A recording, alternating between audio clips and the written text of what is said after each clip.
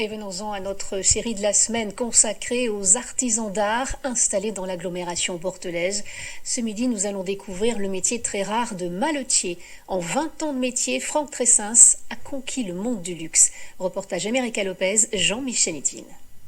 Vous avez vu ça? C'est pas beau ça? Ça se voit pas, mais pourtant, 3 petits clous et un 4e là. Le souci du détail et de la perfection. Franck Tressens est artisan maletier. Alors, il s'agit là d'un carton à chapeau qui doit accueillir 2 chapeaux d'apparat pour une jeune femme officier de marine, donc entièrement habillée de cuir, avec des petites finitions en or. Ce passionné de chaussures et de boîtes a créé en 1998 une marque de malles et de coffrets sur mesure. Avec son équipe, il est installé dans un atelier discret à Senon, sur la rive droite de Bordeaux.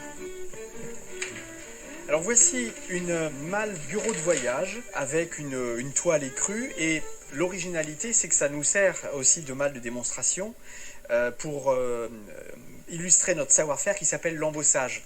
Autrement dit, sous le cuir, on arrive à intégrer des caractères, des logos, des messages. Malle bureau de voyage, malle à chapeau ou malle à bouteille, des malles à l'infini. Son entreprise a reçu le label du patrimoine vivant pour son travail d'excellence à 2 reprises. Je suis entièrement autodidacte et ça fait donc 22 ans que je dessine et je fabrique des malles, et je me suis un peu formé sur le tas. C'est les commandes qui m'ont obligé à avancer mes compétences, et aujourd'hui on est à quasiment 250 malles qui sont sorties de l'atelier. Ce qui a fait sa notoriété, c'est la rareté de son savoir-faire et surtout sa créativité. Donc là, une petite touche de bleu, ce serait très bien. Chacune de ces pièces est unique. Ses clients sont de riches hommes d'affaires, des artistes, mais aussi des personnes qui souhaitent faire un cadeau pour une occasion importante.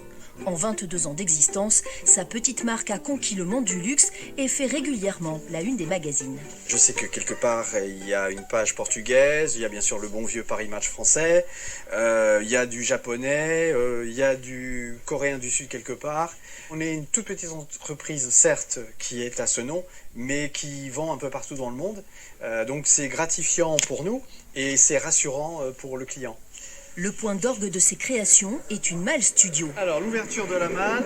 Une fois déployée, c'est une pièce de 8 mètres carrés avec un lit de place, une penderie et un bureau. Tout au long de ma vie de maletier, j'avais envie de faire une pièce vraiment d'exception qui mette en évidence le savoir-faire qu'on avait acquis dans l'entreprise, et puis cet esprit de création presque sans limite. Donc quelque chose qui soit très audacieux, c'est peut-être intégrer l'équivalent d'un appartement, d'un studio dans une malle. Un vrai travail d'artiste. Les malles de Franck Tressens n'ont pas fini de nous faire voyager.